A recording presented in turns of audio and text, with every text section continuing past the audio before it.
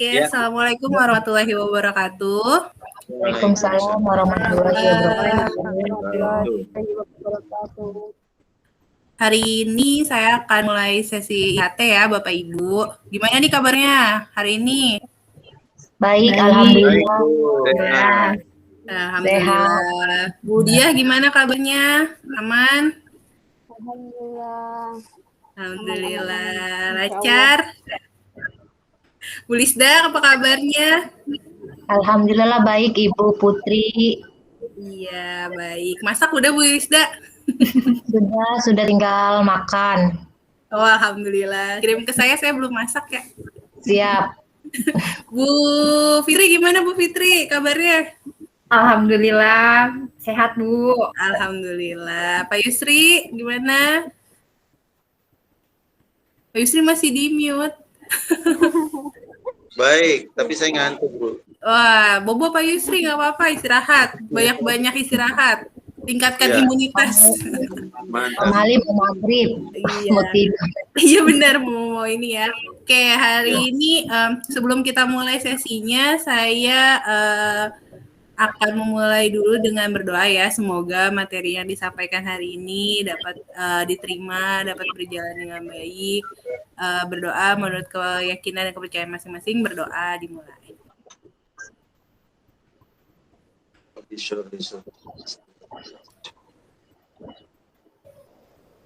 Doa selesai. Sebelumnya kita ice breaking dulu ya.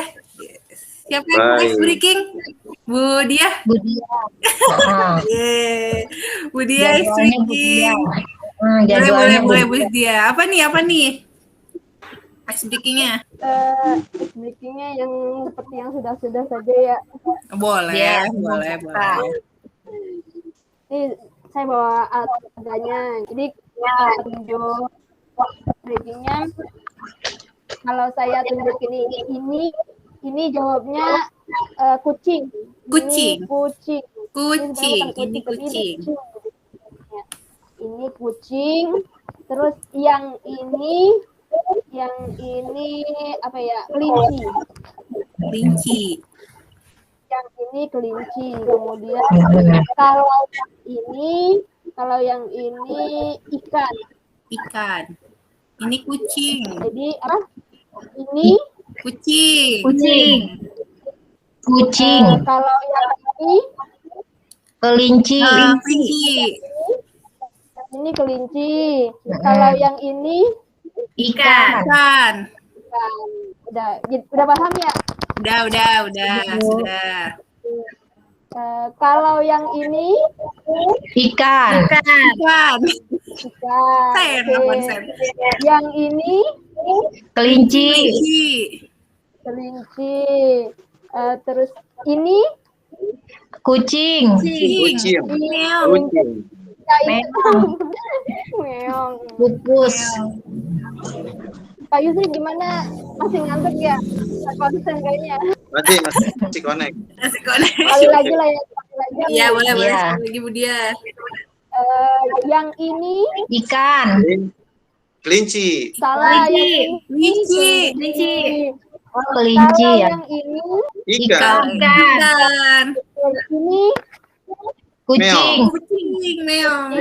Oke. Udah cukup kayaknya konsentrasi. Iya, makasih Bu Diah. Makasih Bu Diah atas ice breakingnya. Gimana Pak Yusri? Masih ngantuk? Atau jadi semangat gara-gara? Sudah mulai segar. Alhamdulillah. Oke. Sekarang saya lanjut ke materi ya Bapak Ibu. Hari ini, sesi ini saya akan menyampaikan mengenai Merdeka Belajar atau pendidikan yang memerdekakan. Saya izin share screen. Nah. Oke, Merdeka Belajar.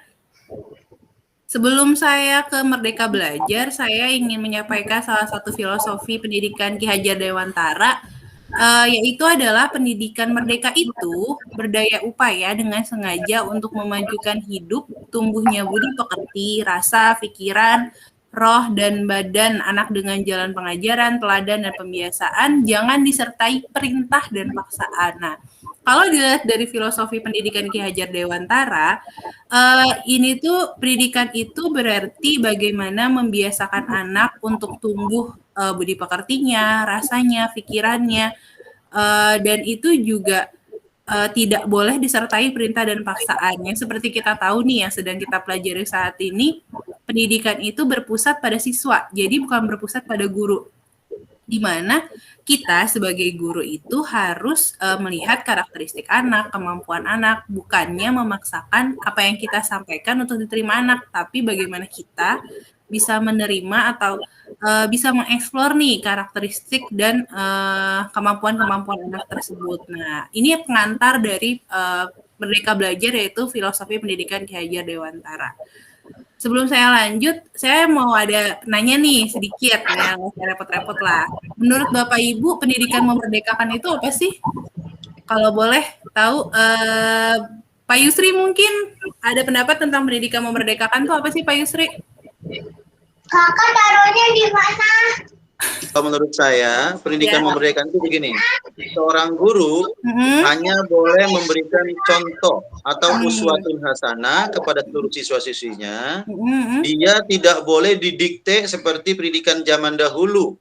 Artinya sampai mereka stres, children stress gitu. Kemudian mereka tidak mau lagi belajar. Bahkan dia membenci guru tersebut yang tidak mau mengikuti kebebasan belajar kepada siswa tersebut. Artinya si orang guru itu kurang memahami latar belakang, kemampuan, bakat siswa tersebut.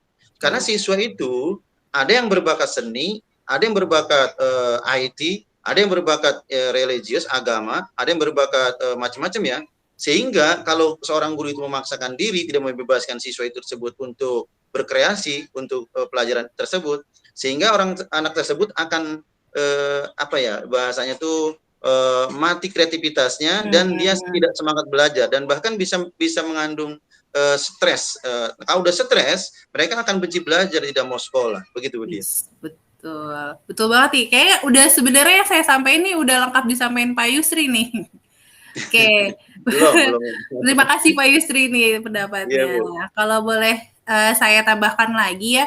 Jadi pendidikan yang memerdekakan itu adalah pendidikan yang tidak memandang status sosial, memperhatikan karakteristik seperti tadi yang disampaikan sama Pak Yusri, minat, bakat, dan kemampuan masing-masing siswa.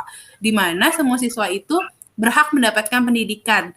Salah satu contoh, pemerintah itu sekarang sedang menggalakkan sekolah inklusi ya Bapak Ibu. Untuk mewujudkan adanya kebebasan untuk memperoleh pendidikan. Itu tuh adalah hak seluruh warga negara Indonesia untuk memperoleh pendidikan. Makanya semua sekolah negeri sebenarnya harus menerima siswa inklusi tanpa terkecuali. Tapi mungkin karena kita juga punya SKH atau sekolah kebutuhan khusus, ya kita bagi-bagilah gitu kan. Jadi mana yang memang harus boleh ke negeri, mana boleh ke SKH. Tapi sebenarnya sekolah itu tidak boleh pandang bulu, maksudnya tidak boleh nih anak kayaknya ada kebutuhan khusus atau cerdas istimewa, sekolah saya nggak bisa nerima dia. Nah itu tidak boleh sebenarnya. Nah ini salah satu cara untuk mewujudkan pendidikan yang memerdekakan. Nah saya mau nanya nih Bapak Ibu, ada yang sekolah yang masuk sekolah inklusi nggak? Kebetulan sekolah saya juga ada gitu. Ada nggak yang sekolah inklusi juga? Ada sekolah saya Bu. Yes, kebetulan dalam menerima penerimaan siswa ini juga ada tuh 3 orang anak yang bisa. PR ya Bu Fitri berarti PR. Karena kelas 7, Bu Fitri megang kelas berapa? Kelas 7, iya. Benar. Iya, itu karena memang sekarang pemerintah itu sedang menggalakkan pendidikan memerdekakan. Semua orang itu berhak untuk belajar gitu. Salah satunya itu. Nah, tadi seperti yang saya sampaikan di awal, hubungan filosofi KHD ini Ki Hajar Dewantara ya dengan pembelajaran memerdekakan itu adalah aktivitas belajar ini sama ini kita sebagai guru itu seperti tadi yang disampaikan Pak Yusri juga harus mengayomi, membimbing, memberikan contoh, memberi teladan, mengajar dan mendidik sesuai dengan karakteristik siswa dan latar belakangnya berbeda. Jadi tidak berkesan memaksakan atau memerintah. Nah, apa sih yang harus kita lakukan di kunci penting dalam memerdekakan ini, dalam memerdekakan pendidikan ini? Yang pertama itu dan yang paling penting adalah kita harus mengenal peserta didik. Kita bagaimana bisa mendidik anak-anak kalau kita nggak kenal peserta didiknya, namanya siapa, rumahnya di mana, lingkungan keluarganya di mana. Nah, ini tuh memang salah satu PR guru BK ya Bapak Ibu untuk tahu nih gimana caranya mengenal peserta didik, dan nanti pun kita akan belajar tentang asesmen diagnostik nanti. Itu bagaimana kita tahu keadaan peserta didik terutama di rumah, karena kalau di sekolah ya mungkin kita bisa ngelihat ya sehari-hari. Nah, nanti di rumah itu ada yang namanya asesmen diagnostik. Nah, setelah tadi mendengar yang saya sampaikan, kira-kira nih apa sih harapan Bapak Ibu guru di sini nih tentang pendidikan yang memerdekakan gitu. Nanti kita catat di sini, saya catat di sini satu-satu biar tahu nih harapan-harapan Bapak Ibu guru nih tentang pendidikan memerdekakan itu apa sih gitu. Kalau saya tanya satu-satu nggak apa-apa ya. Bu Dia harapannya apa sih tentang pendidikan memerdekakan ini? Hak untuk belajar peserta didik itu sama gitu, tidak ada diskriminasi. Untuk belajar peserta didik itu sama ya, ibaratnya semua peserta didik tuh berhak mendapat pendidikan. Oke, Bu Lisda apa nih harapannya sebagai guru tentang pendidikan yang memerdekakan tuh apa? Bu Lisda? Anybody? Oke. Memahami karakter masing-masing siswa. Oke, jadi kita sebagai guru harapannya bisa memahami semua karakter siswa ya, Bu? Iya. Satu doang. Oke, sip. Kalau Bu Fitri apa nih harapannya tentang pendidikan yang memerdekakan? Kalau saya sih harapan ke depannya sih jadi agar siswa itu dapat mengembangkan potensinya itu menjadi bebas gitu Bu. Jadi nggak ada dibatasin gitu loh. Tadi yang kata Pak Yusri ya, kreativitasnya itu mati gitu. Iya. Untuk mewujudkan profil pelajar Pancasila. Ya. Pak Yusri, apa nih harapannya sebagai guru, Pak, untuk pendidikan pendidikan ini? Kalau saya harapannya semua stakeholder itu terutama yang ada di sekolah, kepala sekolah, wakil kepala sekolah, guru BK terutama, itu seharusnya mampu memberikan pendidikan yang bersifat suri tauladan.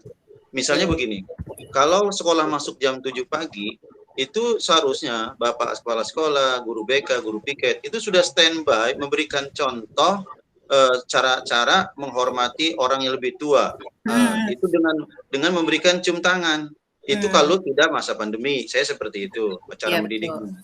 Dan wajib memberikan salam dengan Bu Guru atau Pak Guru yang sedang piket 2-3 orang di depan. Misalnya, Assalamualaikum Bu. Setelah itu dia salaman, kemudian dia masuk ke kelas. Begitupun nanti di kelas, kita menerapkan salam saja, menerapkan salam dengan sopan santun itu sudah keteteran. Karena ada anak yang cuek, nggak mau salaman, dia mengelak, nggak mau ngantri salaman.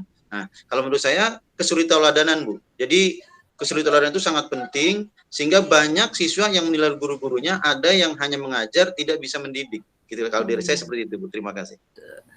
Oke, bagus nih harapan dari Bapak Ibu guru semua ini sudah saya catat, semoga nanti bisa terlaksana ya. Jadi untuk mewujudkan profil pelajar Pancasila, caranya itu adalah salah satunya dengan mereka belajar pendidikan yang memerdekakan, di mana kalau boleh saya ulang lagi, anak-anak tuh diberi kebebasan untuk mengembangkan potensinya sesuai karakter dan kemampuan masing-masing. Caranya gimana? Yang pertama itu adalah kita kenalin dulu anaknya. Kan ada asesmen diagnostik, terus nanti kita juga bisa tes bakat, tes minat, atau wawancara, observasi, banyak caranya.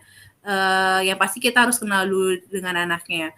Terus gimana cara mewujudkan mereka karena seperti tadi nih, semua stakeholder itu tuh harus mampu memberikan pendidikan yang bersuri tauladan. Gimana anaknya mau hormat, patuh kalau misalnya gurunya aja cuek gitu, misalnya ada anak lewat ya udah bodo amat gitu, atau enggak kitanya juga sesama gurunya cuek gitu.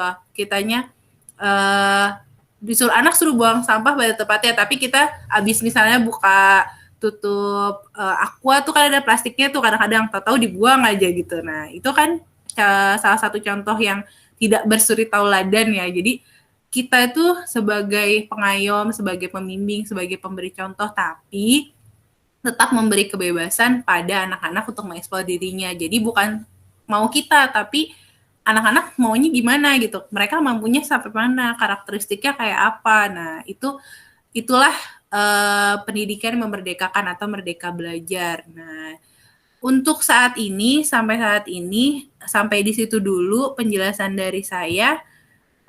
Kurang lebihnya mohon maaf apabila ada kesalahan. Wassalamualaikum warahmatullahi wabarakatuh. Udia, teman-teman kalian, saya izin boleh nggak? Saya nyari sesuatu, mau keluar dari rumah, boleh ya? Boleh Pak, silakan.